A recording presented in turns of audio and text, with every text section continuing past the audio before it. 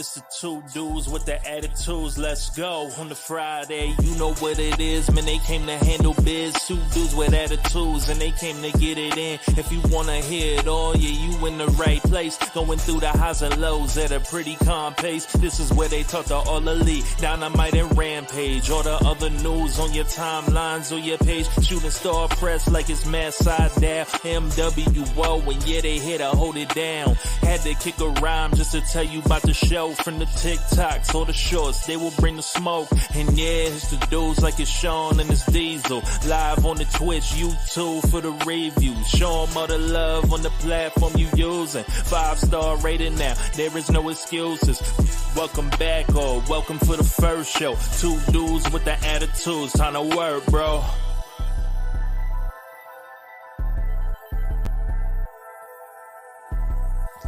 Like it's Shawn Michaels in his Diesel. I like that. Yeah. That's a dope line, man.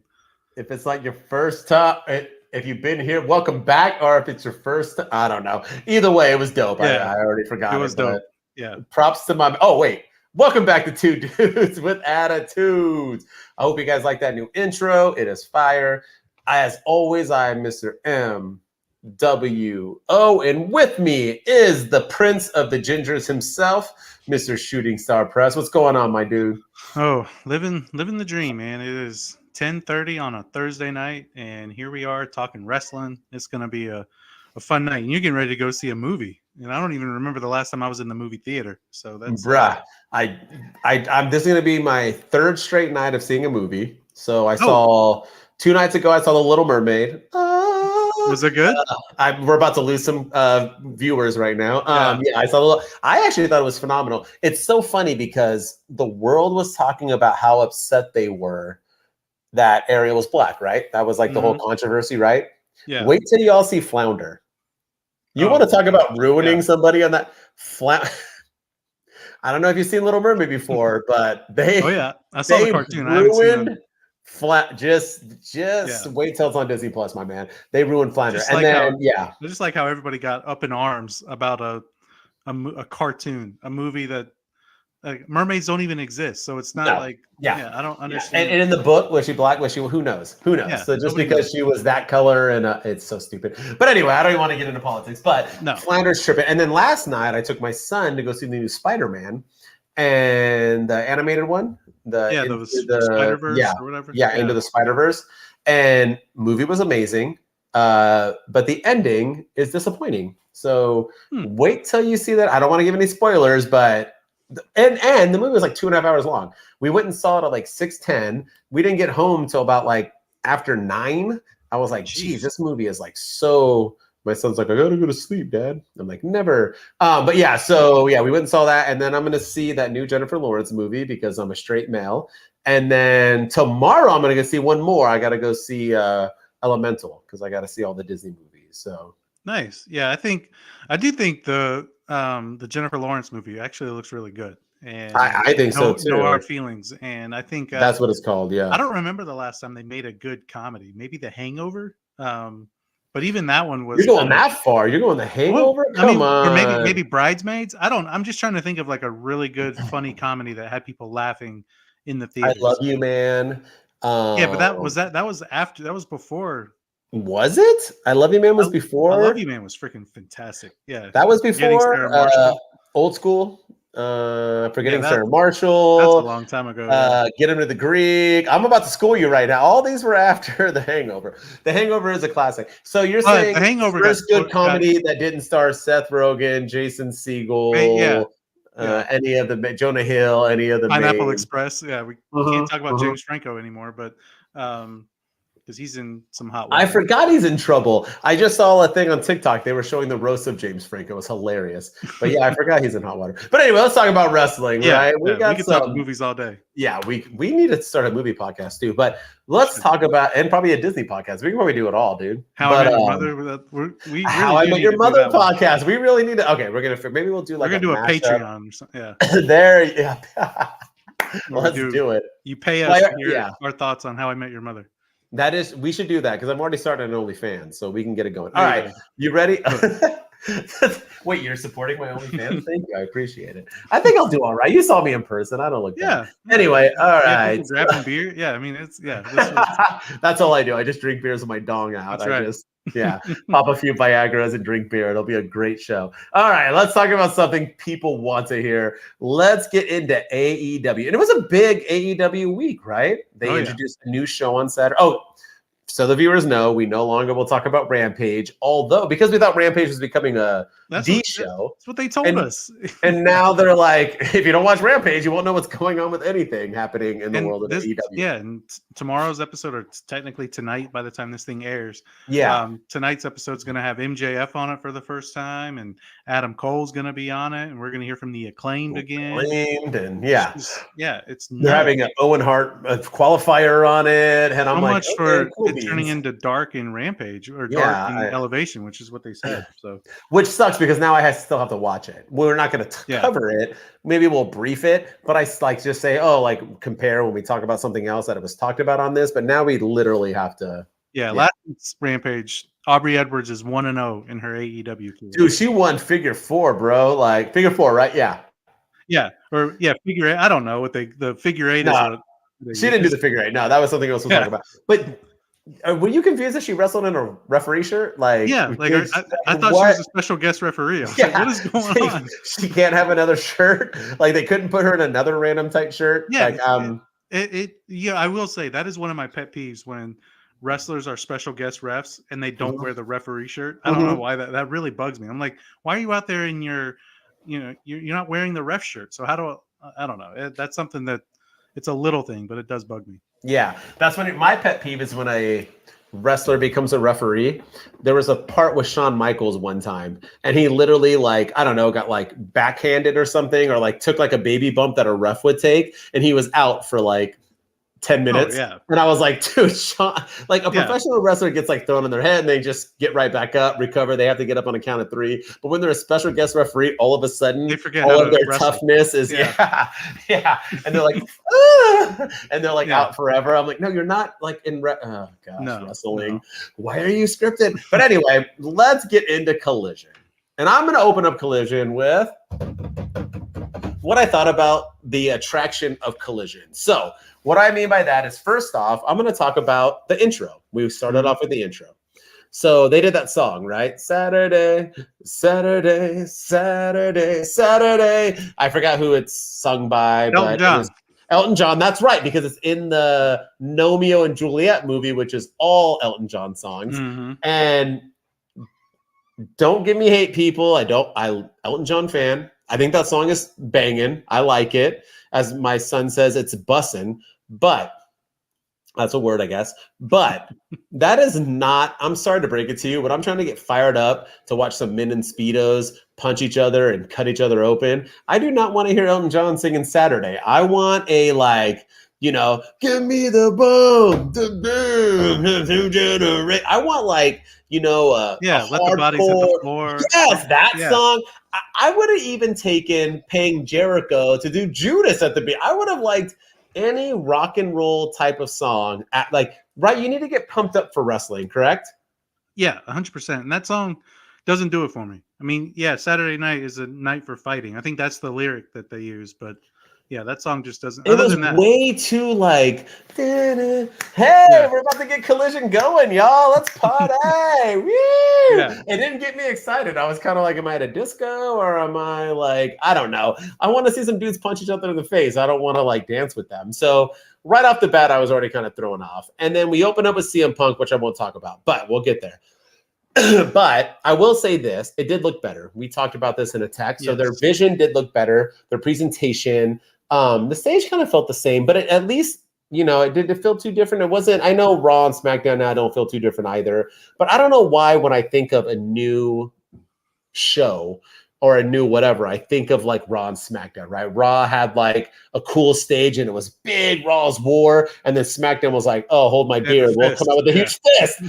So it was like a cool, like, all right, it's different, like, this episode felt like a Dynamite. And when I go into that, I just mean like the flow of it, the matches. I'll give you this, and I might get crap for this. because I am a huge Taz fan, and I know everybody in the world likes JR, who eventually showed up. I guess he had a concussion that night, and they still threw him on air, and he couldn't even like talk. I don't know why they threw him on there. Poor guy. He goes through everything, but he doesn't have it anymore anyway. But I like the two announcers. Nigel's always been great. I forgot what the other guy's name is, but it was nice. Kevin Kelly. Yeah, and he was great. He used to be in WWE. So it was nice to see them back. They were good. I think they were better than anything that they're doing on AEW right now, announcer-wise. So the announcers were great. But just the script and the story of it, I thought that this show was going to feel different than Dynamite. Maybe this was going to be more of a WWE type show. Maybe they'll focus a little bit more on stories, cut some promos, and we'll get into that soon. But there was no storytelling on this show. It was just match, go home. Pointless match, point. And when I say pointless match, I mean they're just pairing people up once again, pulling out of a hat. Shooting Star Press is going to wrestle B-roll. Okay, get out there, guys. Have fun. You said yay. Take them on. Bring the B-roll. But and MW is going to wrestle. Yeah, it was nice. So So other than that, I mean, I just wanted to talk about that. I was hoping that everything was going to feel different.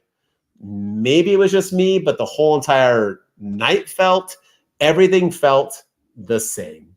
Nothing to me on this night felt special. And I'm not dogging the show because I still think the show was like an A, a B. It was still a good show. But when you're doing a first ever and you want people to tune in and you want me to tune in next week, you got to make me feel special, and nothing made me feel special.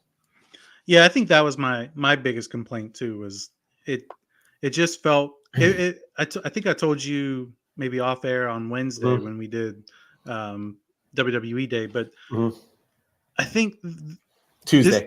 This didn't feel like Collision. This didn't feel like a new weekly show that AEW was putting together. It felt like a one-off special event where they're going live on Saturday night, like a Battle of the Belts type thing, where it's just match after match after match. A title changes hands, and the crowd goes home happy. And they didn't give us a reason to tune in for this episode of Collision on Saturday. They didn't really make it feel like a weekly show. It was just a bunch of randomness. But I did like the overall presentation. I thought the special effects looked better. For some reason, I felt more. I like this presentation of Collision better than the new that debuted in January of Dynamite. The new presentation for Dynamite. I agree. I like the red. I like the colors and just the overall color scheme. I thought that was pretty cool. I did like that the commentary table was right next to the ring, whereas on Dynamite it's next to the stage. That was one notable difference. Good job. Yeah. Yep. That was something I really I liked. And then the commentary itself. I think Nigel McGuinness. I'm glad to hear him on commentary. I mean that man. He knows his wrestling, and I like that he's a former wrestler, so he knows. He was good. Remember him? Yeah, he was. His career was cut short, right? Because I loved him. I think he had a couple of concussions or something, and or he suffered like a really devastating. I can't remember what it was. What was his name in WWE? Wasn't it? Was it TNA? What was it? It wasn't Nigel McGuinness. No, I shouldn't have asked, because now we always look stupid because we're live and we don't prep this stuff. And then I ask a question, and now we look like idiots who don't know wrestling. Because he was one of my favorite. He was in WWE, not just TNA. Because I loved, or maybe he was in TNA and then he was coming to WWE, and then his career was cut short. Yeah. Desmond Wolf. Yeah, so he was in WWE.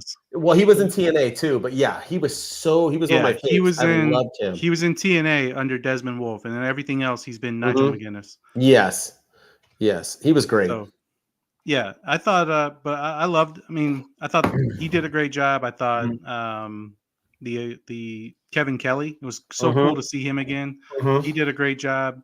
I remember when he was a commentator in WWE, he was always one of my favorites because he's he just calls the match. He doesn't stick his opinion in. He doesn't try to play the character of a babyface or a heel, or he just calls the match. He doesn't throw out, useless catchphrases or something like that, like other people do. And he just called it. And then JR, they should have given him the night off. He couldn't talk. Yeah, dude, he fell, right? He had a big fall like the Friday night before.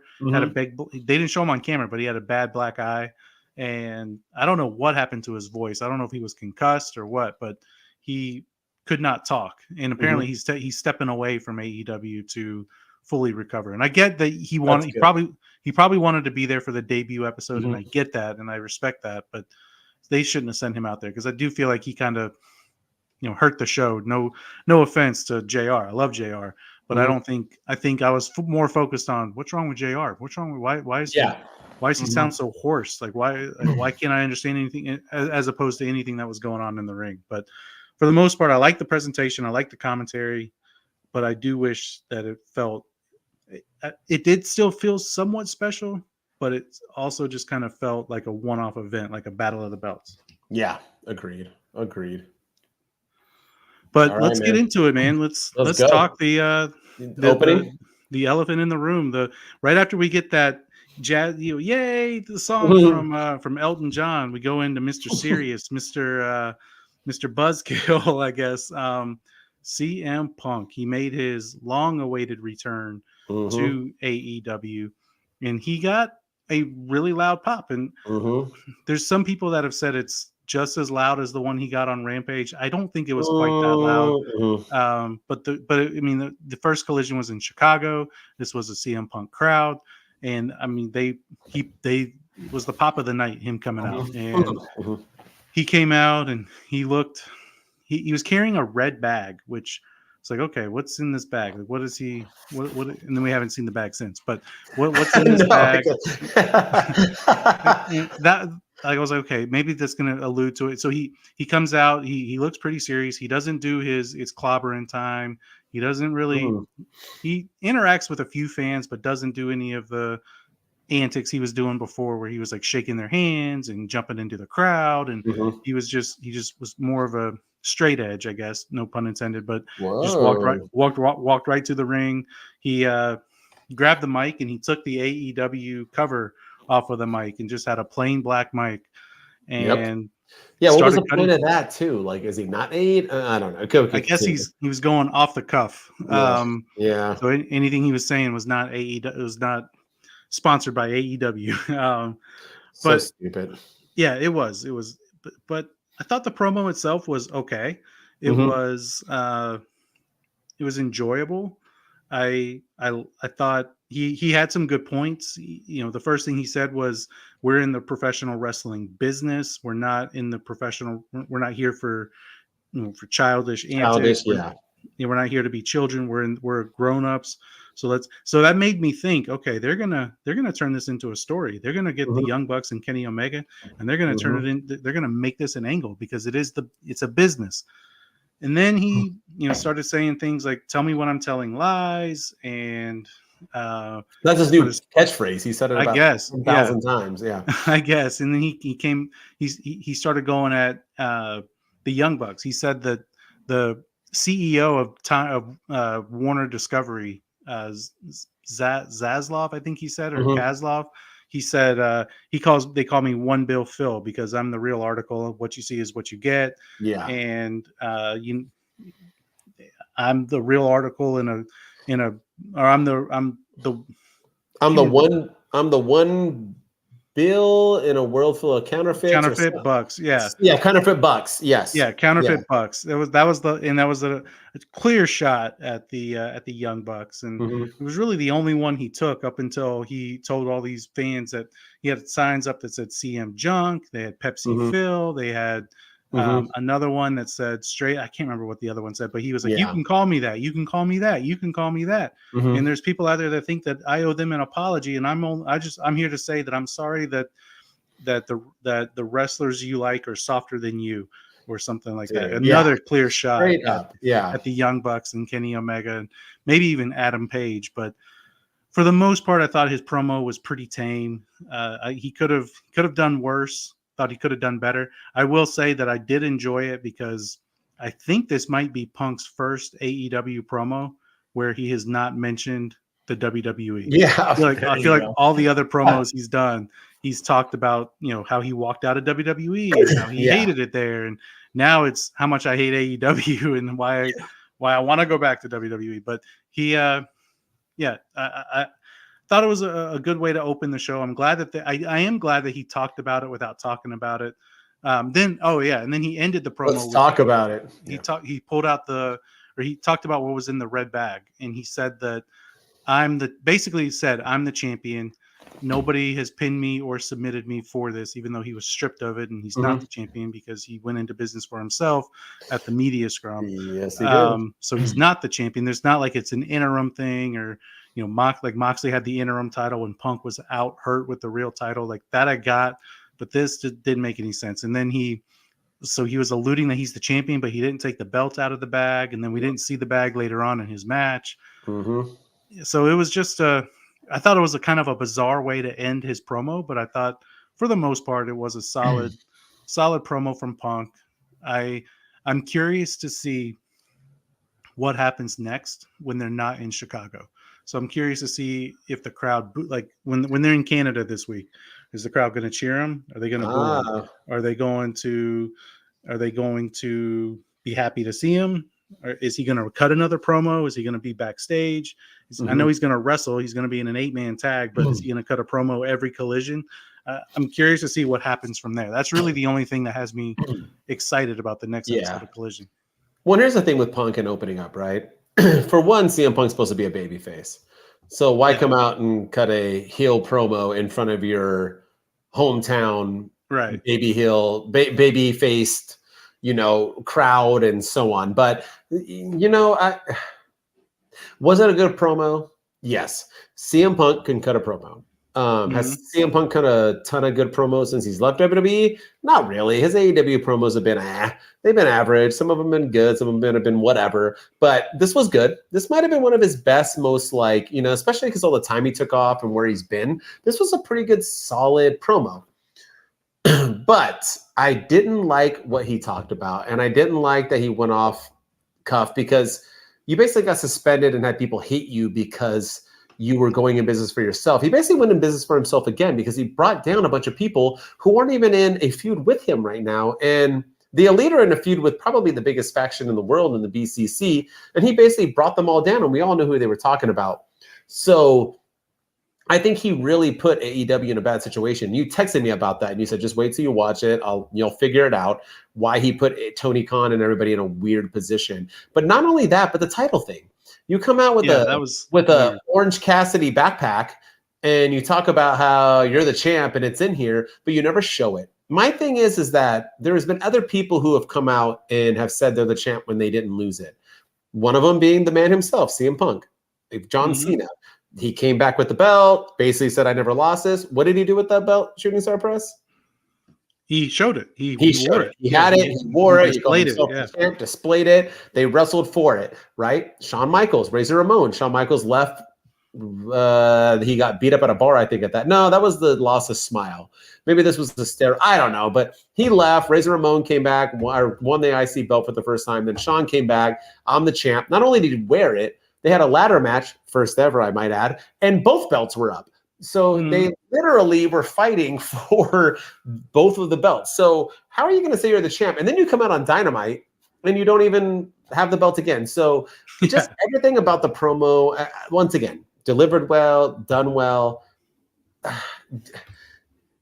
They're saying now, and it's Dave Meltzer, and Dave Meltzer is a hot trash. We like to call him Forky, right? Because he's trash. All you people with children out there, Toy Story. He thinks he's Forky. Yeah, he thinks he's Forky, but he's saying that the locker room is more divided than ever. It was off the cuff, blah, blah, blah. I don't believe into that, but I do believe that it was off the cuff, and probably people are pissed off again. So you literally why didn't, and people are mad because he wasn't supposed to talk about it. You even said yourself, it was like a proven fact, right? That there's a courts and lawyers. There's investigation and everything else. So why are you bringing it up? So unless you're going to feud with it, and I don't see him feuding with it because it looks like he's just feuding with randos right now. I wasn't for it, and I thought it was a really odd way to start off the night. He also came up with his boots around his neck, like he was like a retired boxer, or I don't know, just all of it just reeked of. Oh yeah, I forgot about the boot thing. It just reeked of pointless CM Punk, thinking he's a fighter when he's really not, because we all saw him fight, and me and you could both beat him up on a drunk bad day, and he's just this guy. I don't know.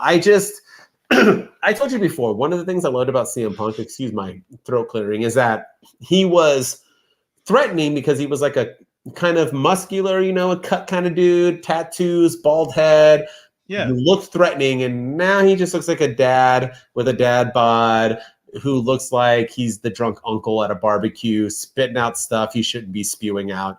And it's really disheartening me because I've always been a CM Punk fan, and seeing him wrestle later on and even seeing him come out on Dynamite, it's not doing it for me. I think that promo, even though he delivered it well and it was good, hot garbage. I just say push it. Maybe I'm going too far with it, but I don't know.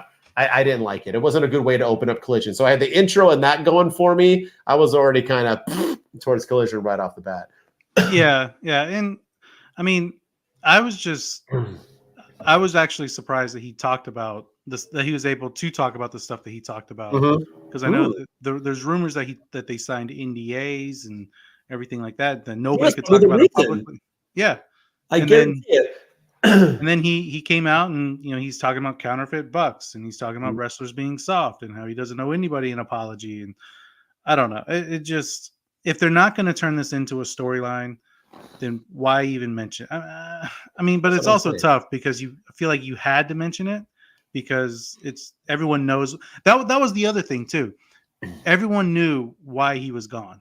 Yes, he was hurt, but AEW tried to make the fans and the viewers look like they were idiots because they kept saying he was hurt. He was gone for 9 months because of his injury. Yep, anything else. Brought yep. They didn't say when Punk has been away from AEW, they just said he's been away due to injury and now he's back. I'm like, he was away due to injury, but he was also away because he was suspended. And like, if you're going to talk about it, right? Yeah, let's talk about it. Yeah, be about it and say something. But yeah, I didn't like that they were kind of skirting around it. And then he comes out and he's like, the counterfeit bucks and wrestlers are soft and all that. I'm like, okay, well, you just told us that he was out for 9 months with an injury, but now, I mean, I know he was technically hurt. It's hard. It's tough. I get it. It is. Well, let's keep going with the hot garbage. You ready? Yeah, bring it. I want to talk about the biggest hot garbage of the night.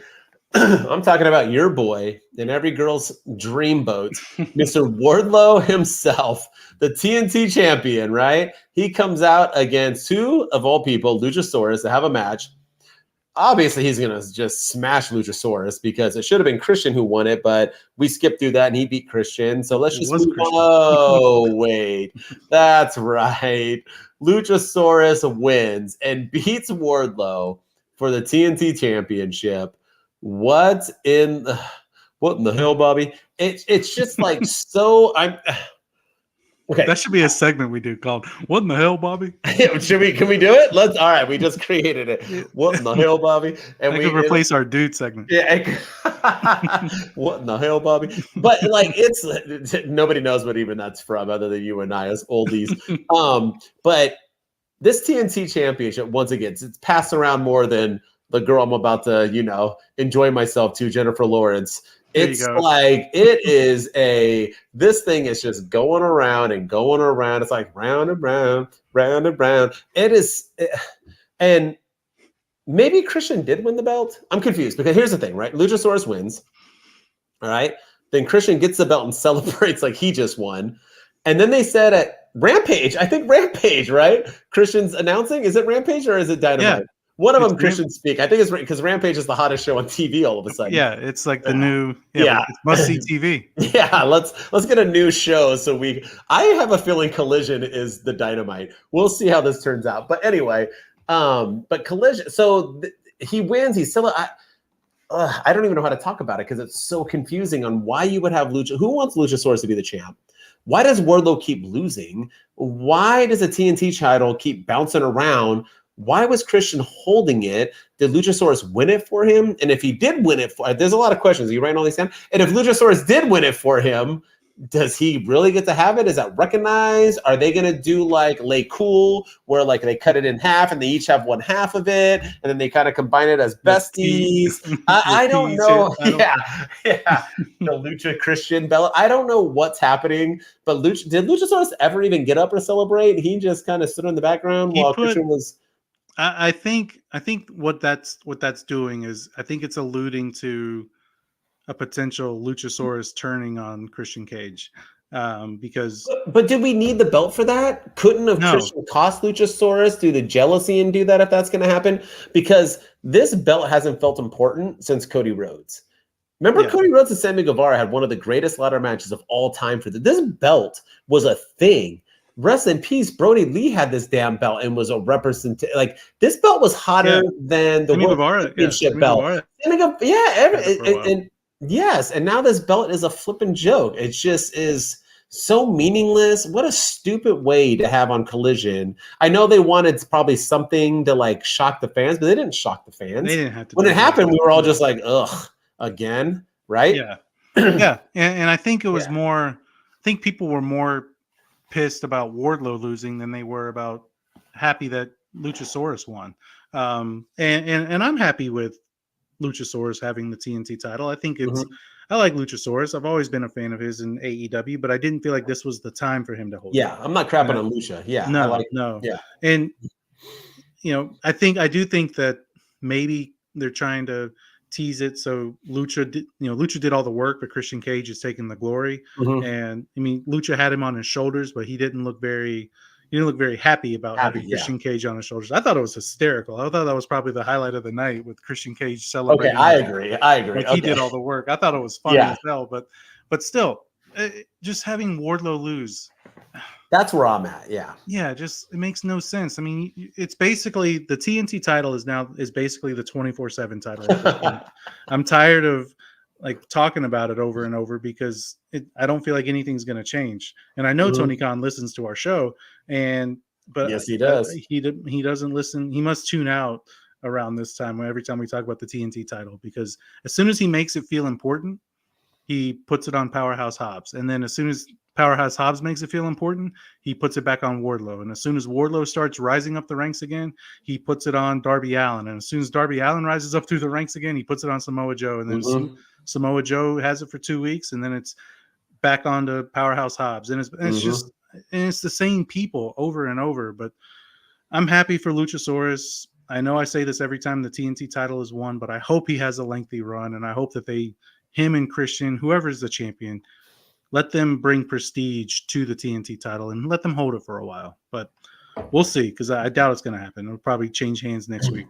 I agree. And we got to move on to your last thing. But just remember, Wardlow was hotter than the Acclaimed at one point with him and MJF. Once MJF betrayed him and the squash match. Just remember, MJF hasn't lost a lot. And when he has, they've been battles. Just remember, Wardlow squashed him, and he was way more over the Acclaimed. Look where he is now. I'm just saying, just talking about how you can ruin somebody. I'm just saying. And now I want him to go back and align himself with MJF. I want him to turn on Arn Anderson and go back to what worked. It worked with MJF. He was the MJF's muscle, and he was the Luchasaurus to Christian Cage's MJF. He can be that and be the heel. And but they've killed him. They have ruined Wardlow. Something I didn't think was possible. They've officially ruined and hurt and killed Wardlow. So, but another big thing that happened was there were 2 other big returns in AEW on AEW Collision. We saw the return of Andrade, and we saw the return of one Miro Day. Or no, not Rusev Day. Dude, that shirt was hot. That was a good. Yeah, that was a good storyline. Anyway, yeah. I wish he would play up that in AEW. The Miro Day. I'll take Miro Day. Yeah, I'd love Miro Day, but make Collision Miro Day or something. I don't know, but it was cool to see. It was cool to see Miro again. Yes, he had he looked good. He's definitely been in the gym. You can tell he's been working out.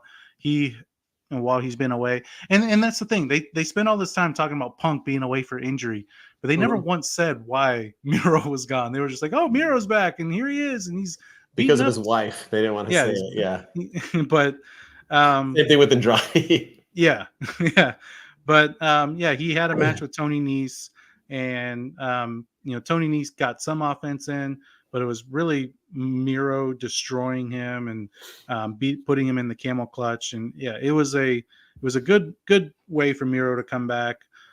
I again wish that there was something that made me want to tune in for next week. Maybe set up Miro's first feud back. I just feel like some of these guys, Punk and Miro and Andrade, and even when Thunder Rosa makes her return, they're just going to be in a bunch of random matches when they come back. Like next week, we're probably going to have Miro versus somebody else, and then we're going to have Andrade versus somebody. Like I want to see like who are their first feuds going to be with. Let's start setting those up. So, and then Andrade had a great match, probably the match of the night in my opinion, with Buddy Matthews, the AEW World Trios Champion Buddy Matthews. Now this. I like that Andrade got the win. I just wish that it didn't come at the expense of Buddy Matthews, because he's the trios champion in one of the hottest trios groups in the company. And I feel like he's kind of the I don't want to say jobber, but he's the enhancement talent of that group. I don't feel like Brody King loses very often, and I don't feel like Aleister Black's going to lose at all. But when you like Orange Cassidy beat Buddy Matthews. Then there was one slip up too, where the ring announcer called him Buddy Murphy when she if you go back and listen to it, but the ring announcer, when she's bringing him out, she's like, and introducing Buddy Murphy, and like he just plays it off, but his name's Buddy Matthews in AEW, which I thought was funny. But this was the battle of Rhea Ripley's boyfriend against Charlotte Flair's boyfriend in AEW, and I thought it was talk about it. Thought it was a solid match. I thought it was again, match of the night. But yeah, Andrade won with the figure 8, a nod to his girlfriend, and they had gone the whole night without talking WWE. And then we got about an hour in, and there it was. The commentary team pointed out the fact that Andrade was alluding to his girlfriend or fiance, Charlotte Flair. Are they married now? Yeah, they are married. I think they just got married. That he won with the figure 8, just like his wife, and they mentioned it and they talked about it, and that kind of rubbed me the wrong way. Said it was close to home, that he's been training while he was on break, and he did you learn moves, and he learned this one close to home or something like that. Yeah. Now I will say with Buddy Matthews, there was some funny. I sent you. This is what I wanted you to talk about. The funny sign with I got to find what it said verbatim, but it said something about Dominic. He lost his mommy to Dami or something like that. Hey buddy, did you know? Yeah. It was something. But yeah, I thought that was a hysterical sign, and it was right there in the middle of the camera, so you could see it the whole match, and he was holding it up. He was mommy is Dami. I can't remember what it said specifically, but I thought this was a great match. I did like they did something right there at the end too, where Andrade went to try to attempt to shake Buddy Matthews' hand. Yes, this was also kind of stupid, but he goes to shake Buddy Matthews' hand, and then right as it looks like Buddy Matthews is going to shake it, the lights turn off, and then the lights come back on, and his hand is still there. I was like, what are we doing here? Like, what is going on? Did he sit under the lights just like this? I'm like, okay, I guess this is a technical issue. This isn't supposed to be happening. I don't know, but the lights came back on, and his hand is still. I'm like, what are you doing? At least look surprised. Look like what's going on? But no, his hand, he didn't budge. He's been gone for a year. He obviously hasn't seen the House of Black, so he didn't know that they turned the lights off before they kicked butt. But he was still, But I did like, all seriousness, I did like that I guess that's who he's going to be feuding with now is Malachi Black. It brings up the NXT days of when it was Malachi or Aleister Black versus Andrade in 2016 and stuff. So I thought that was pretty cool.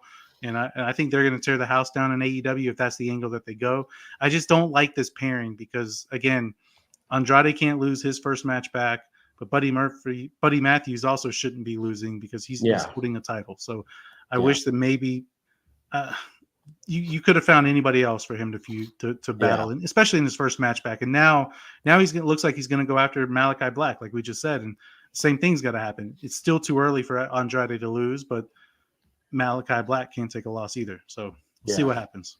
We'll see. I agree with everything. You've covered everything. I did quick things. For one, Andrade Flair, I'm not the biggest fan of. I whatever about him and this and that. I feel like he's a bad seed. I mean, he didn't cut in WWE for reasons, and he seemed to not cut in AEW. But he did have a good match. Him and Buddy Matthews brought the house down. The sign was the match of the night. But I do like Miro. Respect. I disrespected Miro because I talked about the greatest TNT champions and I didn't bring up Miro. Miro had one of the greatest TNT runs. He was a dominant champion. I thought he was going to hold it forever, and then he randomly just lost it. I forgot who he lost it to, but it was like out of nowhere, like on a Dynamite. But I was glad to see Miro back. Andrade, it is what it is. We'll see. And I am confused that we didn't see Thunder Rosa. She also snuck into the office, so I don't know what happened to her. Maybe she has more bad rub too. I think Miro's the only one who wasn't a bad seed out of the bunch. I think his wife is what put him on the show. Yeah. I think she's the bad seed. She's like a LaMelo Ball type of situation, or the dad. But the dad ruining it for all the sons. I think she ruined it for Miro. But I think Andrade, Punk, and Thunder Rosa are all kind of bad in the back. I don't know. I'm not there. So I think not Miro, but they've all been put off TV for a reason. According to Dirt Sheets, Miro was left. Maybe he is. I think he left because he had some issues with the creative team, or he didn't want to put somebody over. He didn't want to lose, or he didn't agree to a storyline. So Tony Khan just kept him off TV. But got it. That's what the Dirt Sheets are saying, and we all know that they can't be trusted all the time. No. But with that said, I agree. The shows. We'll see what happens next week. I just hope we don't get the same people, because if Collision's just 4 people, are we gonna get the same 4 people wrestling every week too? Yeah. You need to keep it. We'll see what happens. But let's get into Dynamite. 40 minutes in. Let's get into the show of shows. AEW, obviously, I don't know what's wrong with my throat. We went into the feel of Collision. Watching Dynamite, I still feel like Dynamite's the show, right? It still felt like the show. The action. The A show, yeah. It did feel like the A show. It felt like the Raw, right? But I want to talk about the opening match. We got the Hardys versus the Guns. And the Guns, first time wrestling since they lost the belts, right? I think so, right? They came out. They came out. They did their intro again. They had the back-to-back, the circle camera. Many men. So excited to hear Many Men. And instead, we got their old music. Yeah. We got their generic, cheap, whack music. What was the point of that? Why still have them do that cool intro if you're going to have that?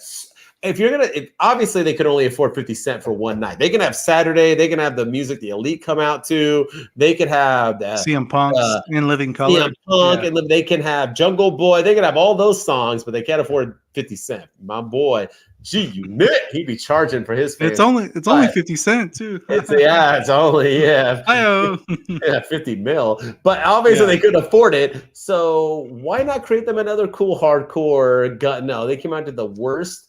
Their intro is like poor Baron Corbin now, right? He looks like a creator wrestler. They have like the creator wrestler music where like you're just trying to like create your guy a wrestler on the AEW, Fight Forever that I'm already pre-ordered and I'm so excited to play. Oh yeah. And they're like, I have a Switch. It's the only wrestling game I can play. I'm so excited. So thank you, AEW. But yeah, anyway. And the other thing about the match is that this match was whack. This match sucked. And I don't usually say AEW matches are bad. This match was whack. It really gave me no faith in the Hardys or the Guns. I thought it was a C-, maybe even a D+ match. I thought it was pretty awful. And the Hardys didn't look great. And we've been promoting the Hardys as the tag team who's going to come back and rejuvenate and win the titles. So why not have the Bullet Club Gold interfere and have the Guns win? So what was the point of everything we've been talking about with the Hardys? TK, once again, the king of let's talk about something for no reason. I say this all the time. I used to be a screenwriter. If you're going to talk about something or bring something up in a movie, it needs to have a point. What's the point of talking about the Hardys wanting to have a title or whatever? They're just going to job to the Guns. And the first time they wrestle, I didn't like anything about this, and I thought it was an awful way to open Dynamite. Yeah, I know I'm crapping on AEW again, but they're giving me a reason this week. So yeah, and AEW's been solid the last couple of weeks too, and this week just couple months. Yeah, they've been really solid, but this episode of Dynamite just killed it for me, and or killed it in terms of bad. It didn't kill it it killed their momentum. No, yeah, they didn't like kill it, like killing it. No, yeah, they like killed it, like yeah, like they killed any momentum they had, and it was the go home show for one of their big events too, and it just didn't land for me. Yeah, I don't know what's going on. The Hardys didn't, like you said, they didn't look good. No, the match was whack. I didn't think the Guns. I mean, I guess you could say the Hardys are putting over the younger talent, and the Guns are moving back up the tag team ranks. I mean, maybe there's one positive way of looking at it, but I don't know if the Hardys necessarily needed to get that win, but I don't like that. Like you said, we've been talking about it. They've been cutting promos about how they should be the next tag team champions, and then their first match, not even like. They haven't even had like a series of matches. It's like literally one of their first matches, other than that deletion stuff that they were doing with Jared and Lethal, and with Hook and the Moni guy, Isaiah Cassidy. You know, other than that, this was like their first tag team match that they've had, and they lose. And so it's hard. Again, we talk about this with WWE. It's hard to take teams seriously when they talk a big game. They talk the talk, but they can't walk the walk. So. I didn't, and then the whole thing after the match too, when Ricky Starks came out and FTR came out, talk about overbooked, and then CM Punk came out, and he even on his promo he said, "I'm a Collision guy. I'm not even supposed to be here," and like, like, okay, whatever, man. Like, what are they doing a brand split? Are they not doing a brand split? Yeah. Like. I don't understand, because if they're doing a brand split, then okay, I guess it makes sense. Yeah. But Tony Khan has basically said in a bunch of interviews that they're not doing one, so it is okay if he's there. But I don't know. But even then, that whole thing just felt random. And if we're talking overbooked, are we talking about the main event tonight? I forgot if either of us talking about the main event, because if we're talking about overbooked, oh my gosh, maybe you want to talk about Jeez, this. Yeah.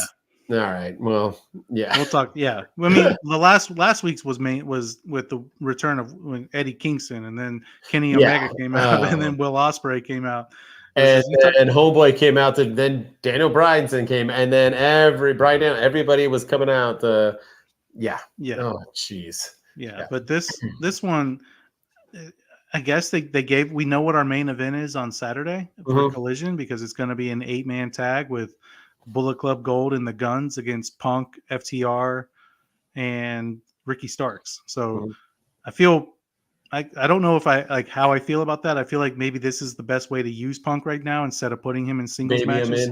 Protect him in a bunch of tag team matches, which I guess is good. But at the same time, I also feel like this is a step down for Jay White and a step down for Ricky Starks, who have been really killing us for AEW in 2023. And like if Punk's not supposed to be on Collision, then why was Jay White and FTR there? And why was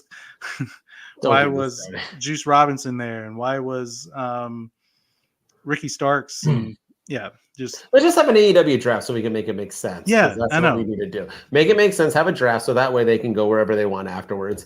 And when you jump into your next one, I just want to say, even though this 8-man tag is looking stupid, I do have to say that I am all for, though. I do like me some CM Punk, FTR, and Ricky Starks. That's a pretty damn good 4 team. That's like a Survivor Series. Oh yeah, I mean that's a good team there. But I'm just showing that, and I do like that they came out in the CM FTR shirts, because I was like, oh, that's just kind of dope. I might buy one. I was like, what's the point? They were rocking them. So, but other than that, I have this feeling that CM FTR is gonna win the trios title soon. Might as well. Might as well. If you're not going to give him the world, I mean, he didn't have his bag this week, so he left it at home. Yeah. All right, what's next? Oh man, let's go to maybe what I thought was in the okay moment of the night was the Adam Cole MJF promo. That's another segment. But even this was not what it was. Not the thing we had a couple weeks ago. No, this was a complete 180 from that. I don't understand what they're doing. Like, because during the promo, MJF interrupted it, and then Tony Schiavone interrupted him. And I did like, again, AEW is good with their timing. They last week in the match with MJF and Adam Cole, right as they got to 2, that's when the bell rang, and they timed that perfectly. And then the 4 Pillars match, when they all came out at the same time and said at the exact same time, we want a shot at the title. Yeah, their timing is perfect. And then in this promo, when Tony Schiavone came up, they both, MJF and Adam Cole, both looked at each other and said at the same exact time, "Shut up, Schiavone." I thought it was a funny moment that they said it. I laughed. Perfect. It was like, it wasn't like one person was a little bit late. It was perfect. Yeah, they're really good at their timing on those kinds of things. But I don't understand what they're doing. So they're gonna do a tag team eliminator match thing. And where did that come from? Do we know about this before they did the random pool of the hats? I don't know, because this you talk about random. So now Adam Cole and MJF are going to work together, and there's going to be an eliminator tournament to determine the number 1 contenders for FTR. Yeah. So it was like a movie. I'm not going to work with this guy. I just watched White Man Can't Jump. It was like that, right? Like, I'm not going to play with this guy. No, man, this guy puzzled me. I don't play for this guy. It was so stupid. Yeah, like I don't. So okay, so now Adam Cole and MJF. Is this supposed to be like when Sheamus teamed up with Cesaro and they didn't like each other? Now they became the Bar, and they became, because they were like wrestling each other so many times, and then they I think it was Teddy Long or somebody like forced them to stay together and forced them into a tag team, and turned out to be pretty good for them. But are we like, is MJF just never going to defend his championship? Is he just going to focus on the eliminator tournament? And then Adam Cole, he's not going to I don't like it when they turn these rivals into tag teams, and it's just it's done to death. It's played out, and it's not a good way to build to a future match between each other again. I feel like it's just WWE over relies on that quite a bit. I feel like AEW is starting to rely on it a little bit now, and I really want them to just have a fresh build. Make Adam Cole. I don't know. There's so many different ways, and I don't like that this is about the tag team championships when all the focus should be on the world title that Adam Cole wants. So I agree. But maybe Adam Cole's going to go after CM Punk. I don't know, because CM Punk's the rightful champion, and maybe that's why MJF's like, you know what, right. he really is. So let me go after the tag team titles. I'm going to wrestle you for the orange bag. Forget everything I've talked about for the last 10 months. But the promo, and then also they MJF talking about no showing Forbidden Door and how he's not going to be there, and then Adam Cole somehow tricks him into accepting the match against, I'm trying to remember who his opponent is, Hiroshi Tanahashi, and they're going to fight each other now at Forbidden Door because Adam Cole tricked them into it. And because MJF's now an idiot. He's like Bugs Bunny and Daffy Duck. Yeah, you know what I'm talking about. Yes, he walked his way. Yes, exactly. So stupid. It's exactly how it's gonna. This didn't. I thought it was probably the moment of the night for me, but it was also. I'm not speaking very highly of it, so that tells you what kind of a night it was. But it was. I'm not excited about MJF and Adam Cole teaming up. I think the eliminator thing is stupid. So they're going to go against FTR, and then for a match to go against FTR again? Is that how it Mm-hmm. I don't know. Or is this a tournament that they're in? Like I don't know. I might not have been paying attention enough because I was surprised why they were drawing names out of a hat, and then all of a sudden, Tony Schiavone was like, "I'm gonna tell them and spoil it," and then he told them, and I was like, "Huh." Yeah. I mean, anyway, this segment was not nearly anywhere near as good as it should have been. It wasn't as good as the old one. I agree with you at all. Not much more need to talk about. We did this whole promo not to promote them to wrestle each other, but to promote them to now create a tag team together. It was stupid, and MJF complained that he wrestled too much. Why do I have to wrestle every week? Ugh, gosh, it was a hot mess, hot mess. Yeah. But you want to talk about something else that's a hot mess? Yes, I want to talk about the Owen Hart Foundation tournament. And that's not a knock on Owen Hart. I have always said I think Owen Hart is the greatest Hart to ever live. I have made multiple TikTok posts about why Owen Hart is better than Bret Hart and so on. But this tournament has just... Please let me know who won the men's and women's tournament at the first Owen Hart Foundations. Let me know last year. Adam Cole, Britt Baker. All right. How many times did they rock those belts? None. I think they both got hurt shortly thereafter. Yeah. How many times were they talked about? How many times did they come out and praise it, wear it, have like any type of thing or this and that? So why the hell do I give two? Is this supposed to be their King of the Ring? Because if so, why don't you... I give two rats about who is wrestling in this tournament and why. All I know is that CM Punk is in it, so obviously he's going to win. But what is that going to do for CM Punk winning this tournament? I am just so confused on everything that has to do with this. Why I should... And Britt Baker's in it again. Is she going to win it again? Because I don't have it. I should have had it up on who was. I think I do actually. I have it. You have it. Okay, go ahead, run through it. Because CM Punk versus Satoshi Kojima, and that's going to happen at Forbidden Door. Okay. Then you have Roderick Strong versus Samoa Joe, and that's going to happen next on the 29th episode. Samoa Joe and ROH. I don't know. Well, let me know. Yeah, I don't. That's going to happen at AEW Collision. Dustin Rhodes versus Powerhouse Hobbs is going to happen at AEW Collision. And Juice Robinson versus Ricky Starks is going to happen on Collision. And then the women's is Britt Baker versus Ruby Soho. That's going to happen on Dynamite. Oh, Ruby might win. Okay. I actually don't mind Ruby winning it. Although, once again, what's the point? Continue. Yeah. And then Anna J. A.S. versus Sky Blue. Sky Blue's getting a huge push lately, so I could see her. You know what? She is. Nyla Rose versus Willow Nightingale. And Athena versus Billy Starks, and that's happening at Forbidden Door. So I'm going to go with Ruby. Here's the thing, though. Once again, am I just so far-fetched off? I can give two shits about this tournament. I don't care anything about it. I'm glad that they're promoting Owen Hart, but also I think it's a way for... I don't know. I'm not for it. I don't care. And when they announced it, I laughed when CM Punk was in it. So am I off on this? I mean, it's... I think I feel like you're just wasting airtime. It's unless you're going to promote it properly. And if you do something afterwards, maybe that was what was in the bag. Maybe that's the Owen Hart belt that Punk is carrying around because he already knows he's winning it, and he's like, "Well, I can't show it yet, but maybe no one has pinned me or submitted me for it yet." So maybe that's what he was talking about. But yeah, I mean, I don't know, and I'm looking at the bracket, so. If Punk wins, then he'll wrestle Samoa Joe or Roderick Strong in the semifinals. So he's going against Joe. That's easy. Okay. And then if the next one is Powerhouse Hobbs, he'll win.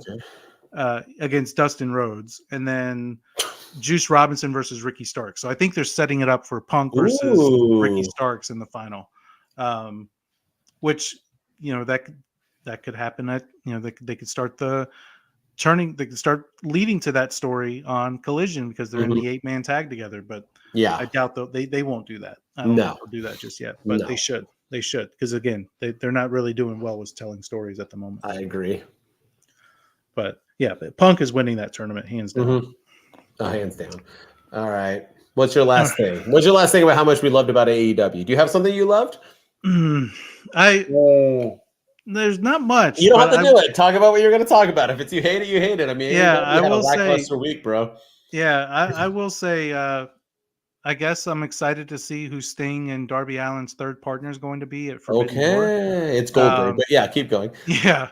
I'm just kidding. I'm just. That was a joke. That is a fear of mine. That is a fear of mine that it is somebody like that. It's going to be Goldberg or something. But Sting said that Jericho's made a lot of enemies in this business, and I remember, if you remember, they had him and Goldberg had a backstage issue in WWE. Oh, he punched Goldberg in the face, and Tony Khan is dodging a lot of questions about Goldberg right now. And Sting and Goldberg have history. So I was joking. I didn't just create that, did I? Oh no! I don't know, man. They listen to us. Oh no!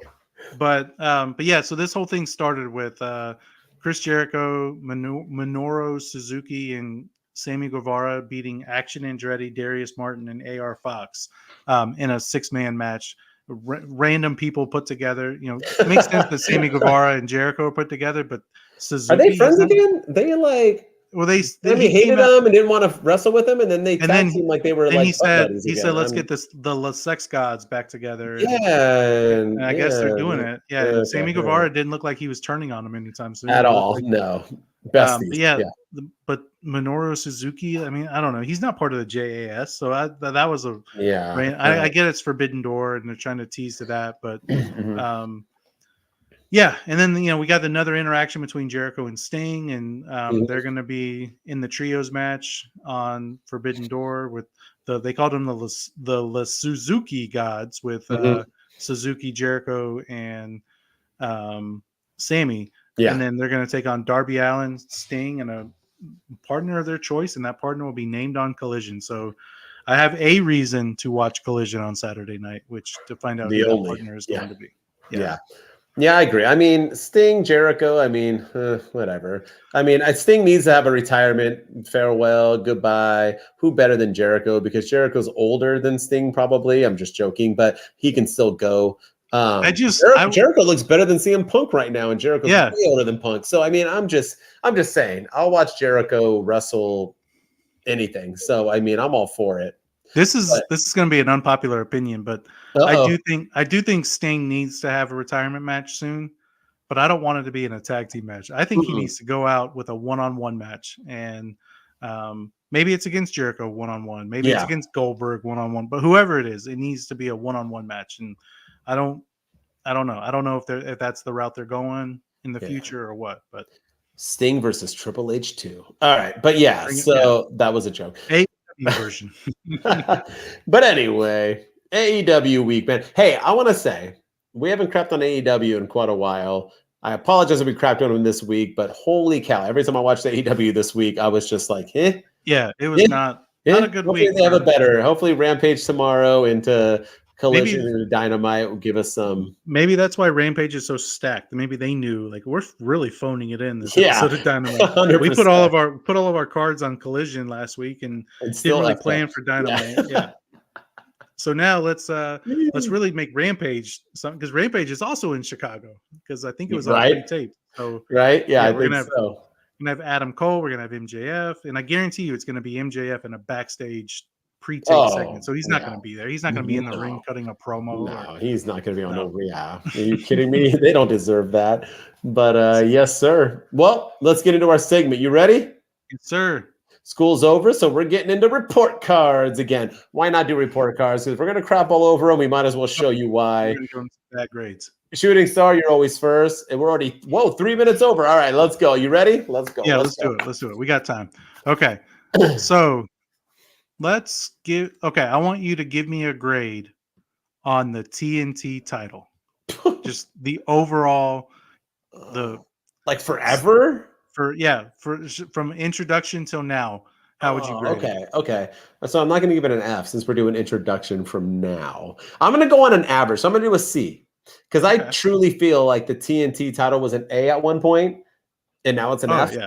D minus F. So I'm going to give it a C, because a good C, maybe a C plus if it tried to, because the TNT title, like I said at the beginning, meant something. It was that guy. Cody Rhodes was that guy. Miro was that guy. Guevara was that guy. Brody Lee was that guy. You got to have people who got it first. Who was the first ever? Was it Cody? And then he won it a few times.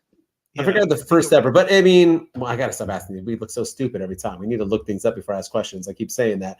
Going live, y'all, it ain't easy. All these other people post podcasts, they pre-record. It was Cody Rhodes, Okay, I was right. Look at that. Yeah. So, like, I mean, we had real dudes winning this belt. It felt legit. Yeah, but right now, dude, it's hot garbage. So, I mean, they're trying to make it lower than that. Let's say you. What's your grade? I give it a D. So it is hard. Okay. Yeah, it is. I'm not a fan of. I've never been a fan of this title. Even it was cool when Cody Rhodes had it, and it really felt like a true mid-card stepping stone title to get to elevate you. Like when Brody Lee won it, like even though he won it and it was cool, but that was like Wardlow having it, has been trash, and Powerhouse Hobbs having it hasn't done anything for him. But I'm not a fan. Like, I wish that they would have called this the AEW Television Championship, or I'm not a fan of this being the network title. I don't know. It just feels weird. And it's because Dynamite's been on TBS too for like a year now, and like they've been defending the TNT title on TBS, and I don't know. But as far as the actual usage of it, I give it. Lately, it's been a complete F, but I'm gonna say it's been a D total. All right. You ready? I'm gonna ask you what you grade the greatest creation of a match ever. We had a concession stand battle or a concession stand fight between Briscoe and Jarrett. What do you not only grade the creation of this match, but the match itself? Go. Oh my gosh. Oh. Don't forget the girls were included. They announced them. Yeah, Karen, Jarrett, and Jarrett, are you ready? Briscoe, are you ready? Girls, are you ready? And Taz got off on it. It was like, girls, are you ready? They're in it? Puppies. It was so bad. So what do you grade the creation of the match, which I've never heard of, but I guess it was once happened 75 years ago. And I don't know why Jarrett knows these things. He ain't that old. And then the match itself between Briscoe and Jarrett. I honestly did not think this was the first or one of the second ever concession. I thought we just had one a couple weeks ago. Was that a back? I don't know. Roderick Strong and Chris Jericho. They were dumping popcorn on each other, and they had the Mr. Softy. Like they were doing all. I literally thought that's what that was, and I love that match. I thought that match was great, and the ending was. They started in front of the concessions though. They like never went to the ring. This was like they left the concession a little bit and then came back. Like you had to wrestle in the concession area. So stupid. This was. Look, sorry, man, you graded. I don't want to. I'm gonna give this an F. I'm sorry. it was bad from start to finish. And look, I rest in peace, Jay Briscoe. I'm so sorry what happened to your brother Mark, but. This singles run that you're doing right now with Jarrett and Lethal and Sanjay Dutt and Papa Briscoe and even Aubrey Edwards, this ain't doing it. And I feel bad that he's even in this right now. Thank you. It just feels like they don't have anything for him to do, and they're kind of giving him, for the lack of a better term, like because I feel like they're doing this to give him a push because his brother passed away. And I don't like saying that, but feels like we got to have something for him because he's got to be on the card so we can get the sympathy points. And I don't know if that's what they're doing. I don't know, but this was an feels like it. Yeah. Jarrett is not. I really thought when they brought him in, I thought it was going to be a good thing for AEW because I thought it was going to help with some of the stuff backstage. It was going to help them get the network deal and get them because he knows about negotiating TV deals. And maybe he did. Maybe he played a role in that. But on screen, I don't want to see him anymore. I'm tired of Jarrett. I feel like they keep giving us these close calls with him, but I got to give this match an F. I thought just the whole thing was bad. I'll do a D just to give them a little bit, but Jarrett hitting him with popcorn and him getting phased by it. Like, I've watched Briscoe matches. That guy's like had his skin torn from every part of his body, but a bag of popcorn threw him off. It was hot garbage. No one getting hit with a pretzel disappointed me. And if you're gonna hit someone with the pretzel too, I want you to dip it in cheese or mustard it up, then throw it out. If you're gonna have a concessions match, you might as well a soda, pretzel, peanuts. Get your peanuts here. Anything of like if you're gonna make the match humorous, don't take it seriously. Make it humorous. It was so stupid. Waste of my time. Yeah, awful. Not a don't and just stop doing this. Just And stop. you're right. Briscoe deserves better. And if you're going to give him sympathy points because his brother passed and you want to push him because of that, then push him. Yeah. Legitimately push him. Don't put him in stupid, gimmicky. I don't know. But anyway, This was let's bad. let's move on. What was your other grade? Let's do another one each. Okay. I want you to grade for the build to this year's Forbidden Door. Oh. Okay, you know what? All right. I'm gonna grade this biasly, okay? I don't wanna do it. Wait, non-biasly. I don't want to be biased. I'm gonna grade it not biased. That's what I meant. I do not want to, because I am against Forbidden Door, and every guy who's coming out, I'm like, blah. And every match they're announcing, I'm like, blah. Although, did you notice that the women's tag team match is the only match on the card that's not a Forbidden Door? Why did they were just like, no, y'all two just gonna wrestle. I thought it had to be against other. Anyway.